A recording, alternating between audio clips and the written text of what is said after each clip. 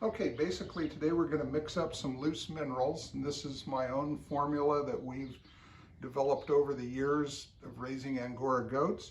The first mineral is going to be kind of our foundation, and it's a loose livestock mineral.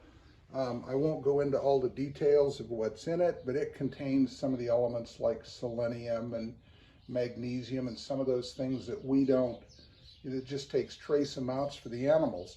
So that's why we use it, but that's our base. The next ingredient is going to be powdered molasses, and we use the powdered molasses basically as an enticement for the animals to eat it. They have a sweet tooth, and the Angoras will go for it. The next ingredient is going to be kelp. We use kelp because it contains lots of natural vitamins, minerals, and it's good for the goats. It's just a powdered kelp, nothing special. The next ingredient we're going to add is zinc. It's a powdered zinc, and it comes commercially in 50-pound bags. We're going to add that for the hair. Zinc is essential for skin quality and hair quality on Angora goats. The next ingredient we're going to add is diatomaceous earth. We use the diatomaceous earth. It helps with parasite control, and in our feeding program we include that in their pelletized feed also. It's just another way to get more of it into their system. The next element we're going to add is sulfur. This is just powdered sulfur, commercially available, nothing special about it. We add that because the sulfur adds to the hair quality on the Angora goats. The next element we're going to add is baking soda. It's just commercial baking soda like you use at home for baking. It's available at Costco or Sam's Club in 5-pound bags. That's how we buy it because it's less expensive, and that tends to buffer anything that may tend to upset the goat's stomachs.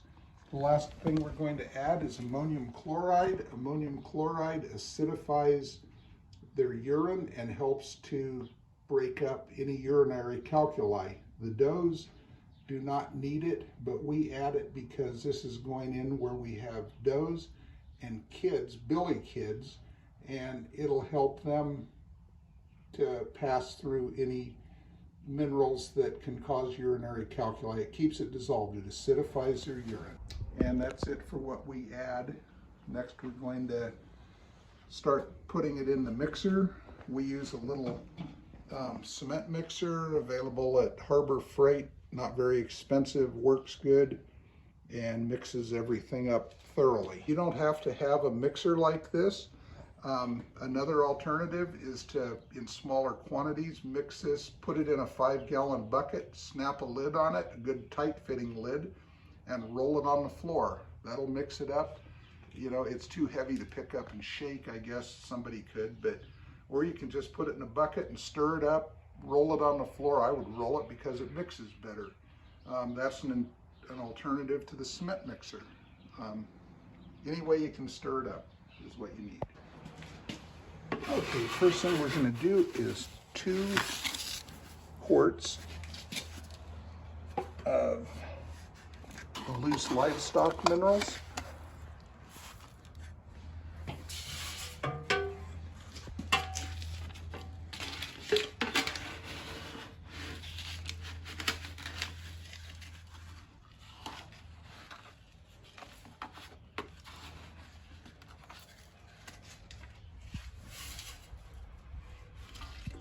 Okay, the next thing we're going to add is 1 quart of our powdered molasses.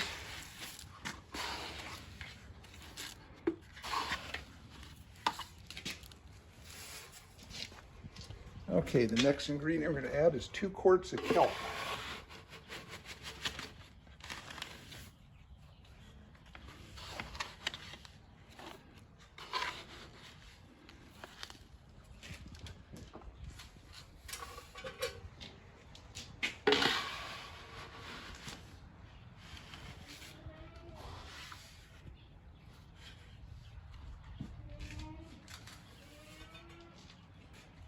Okay, the next ingredient we're going to add is zinc. We're going to use a 1-ounce measure and add the powdered zinc. Next ingredient is going to be diatomaceous earth. We're going to do 6 ounces of that. This little 6-ounce scoop is what comes in a Tide powder box. Okay, the next thing we're going to add is 6 ounces of the sulfur.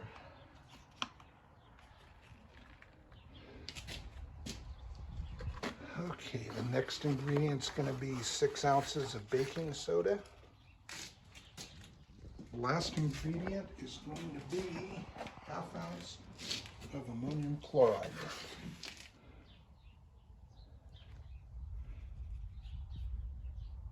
Okay, then we're going to step outside and turn on the mixer, and we're going to let it run for about at least 5 minutes. And best to stay away from it, you know, powder dust coming out.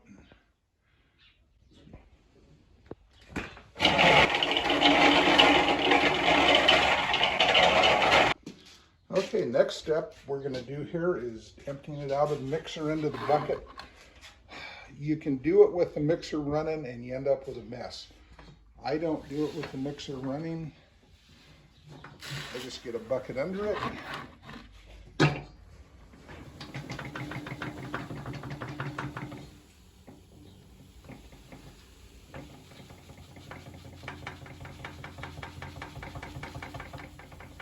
Now, it's important when you mix this stuff to try and make sure that you have minimal amount of little clods.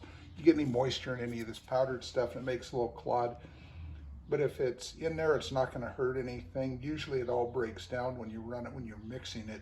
But it's best if you can to make sure you don't have clumps when you put it in the mixer or before you start mixing. Okay.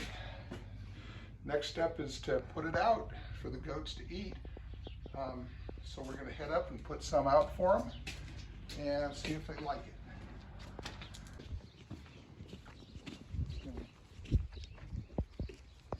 You can use about any kind of feeder you want for minerals.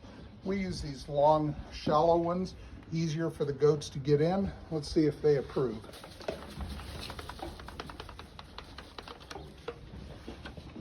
We let ours have free choice minerals.